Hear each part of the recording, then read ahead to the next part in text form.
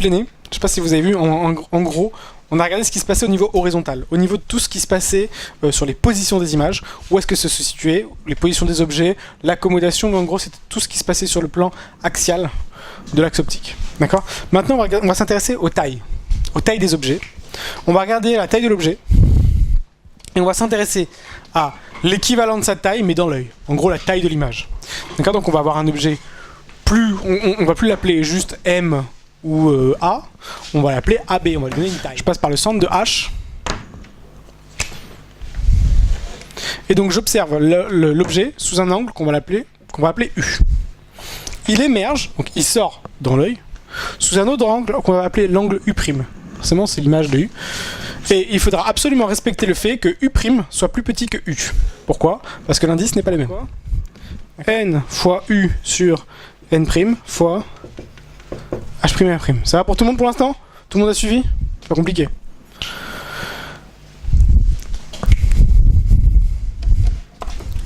Lui je le connais, c'est 1.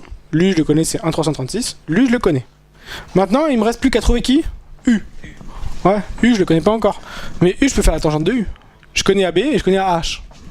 J'ai un objet situé à 1 mètre de mes verres. Il mesure 10 cm de haut. La longueur de mon œil, c'est 22 mm,2, donc 0,0222 mètres. LH 15 mm et DL également 2 dioptries. Ok?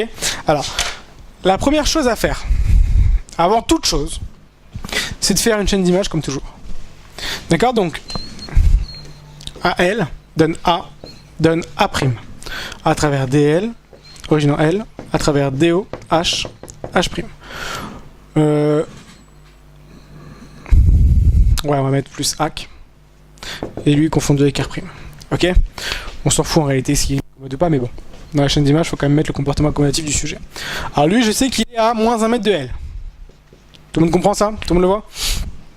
L'idée ici, c'est que la première chose à faire, c'est de trouver la position de A par rapport à L et A par rapport à H. Ça, c'est la première chose. C'est bien ce qui va se passer.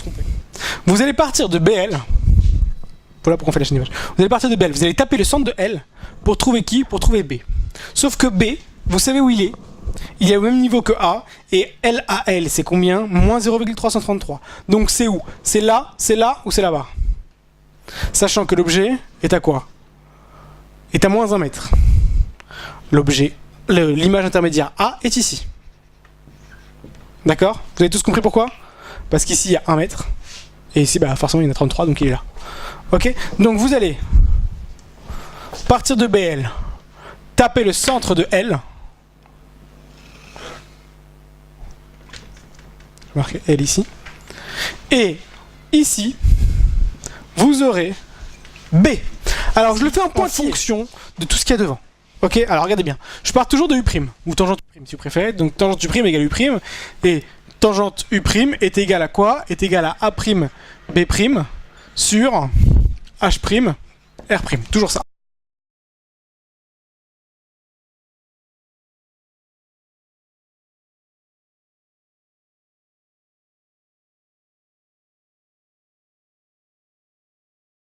Je vais l'écrire comment? A', B' est égal à N sur N' fois UL fois LA sur HA fois H', R'. Ça va pour tout le monde? Alors, écoutez bien. Depuis tout à l'heure, on est en train de regarder ce qu'on appelle les tailles d'images rétiniennes, mais je sais pas si vous avez vu, je calcule jamais. Je vais jamais jusqu'au bout. Parce qu'en fait, on vous demandera jamais de les calculer. On vous demandera jamais de les calculer. On vous demandera uniquement, écoutez bien, de comparer la taille d'image rétinienne de l'œil droit et de l'œil gauche. Et pour les comparer, on n'a pas besoin de fait ça. C'est la même chose que tout à l'heure. C'est la même démonstration. Sauf que maintenant, je vais devoir comparer entre le gauche et le droit, ou le droit et le gauche. Je sais que quoi? Que l'œil gauche est plus grand que l'œil droit. Enfin, pas que l'œil gauche est plus grand, mais que l'image de l'œil gauche est plus grande que l'image de l'œil droit. Je vais donc dire que quoi? Que le petit rapport R, ça va être A', B', gauche, 5 sur A', B', 64, je vais marquer, je vais arrondir, 64%. Et qui c'est qui l'emporte?